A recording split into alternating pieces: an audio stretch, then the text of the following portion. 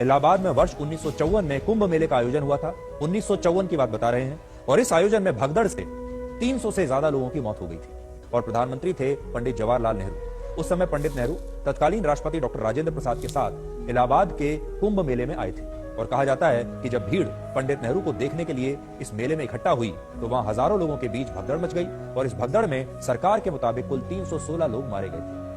उस समय उत्तर प्रदेश में कांग्रेस की सरकार थी जिसने इन मौतों को कुछ भिखारियों की मौत बताकर इसे बड़ी घटना स्वीकार कर दिया। एसएन मुखर्जी वही पत्रकार थे जो घटना के वक्त मौजूद थे और जिन्होंने भगदड़ में मारे गए लोगों के शवों की तस्वीर खींचकर उसे अगले दिन एक अखबार में फ्रंट पेज पर छापा था। एसएन मुखर्जी भिखारी कैसे बोल दिया कि ये आश्चर्य की बात है कि 1000 से ज्यादा लोगों की कुचलकर मौत हो जाने के बाद भी प्रशासनिक अधिकारी इससे अनभिज्ञ थे, क्योंकि अधिकारी 4 बजे तक गवर्नमेंट हाउस में चाय नाश्ते का आनंद ले रहे थे। सरकारी अधिकारियों ने भगदड़ में 1000 से ज्यादा लोगों के मरने की खबरों को खारिज कर दिया। एक प्रेस नोट जारी करके बताया कि केवल कुछ भिखारियों को कुचलकर मार डाला गया है। हमने अधिकारियों के सामने वो तस्वीरें पेश की जिनमें मृतकों में महिलाएं महंगे गहने पहने हुए दिख रही हैं, जिससे पता चलता है कि वो अच्छे परिवारों से वो भिखारी नहीं थे।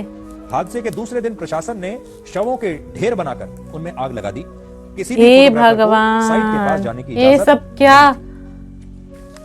मेरे कमेंट सेक्शन में कई सारे लोग इस चीज के बारे में क्वेश्चन पूछ रहे थे कि दिल्ली स्टैम्पीड के बारे में, महाकुंभ में जो मौनी अमावस्या के दिन जो स्टैम्पीड हुआ उसके बारे में आप बात करिए। कभी हुआ बहुत ही दुखद था, कभी ऐसा नहीं होना चाहिए। हमारे देश में कभी भी ऐसी चीजें नहीं घटनी चाहिए। इसमें प्रशासन की 100% गलती थी, लेकिन बहुत सारी सरकारों के दौरान ऐसे स्टैम्पीड घटनाएं हुई है। ये स्टैम्पीड किसी भी कारण से हुई हो, लेकिन सरकार का रवैया क्या है, मैनेजमेंट क्या है एंड किस तरह से सरकार ने इस चीज को टैकल किया है, आपको इन सब चीजों में फर्क समझना चाहिए। आपको समझना चाहिए कि किस सरकार ने जिम्मेदारी ली एंड उस चीज को सही किया, फिक्स किया, एंड किस सरकार ने जिम्मेदारी नहीं ली एंड उसको जस्ट एवे हटा दिया, उसको बोला कि भाई इसको तो हटाओ यार, ये तो कुछ विकारी थे।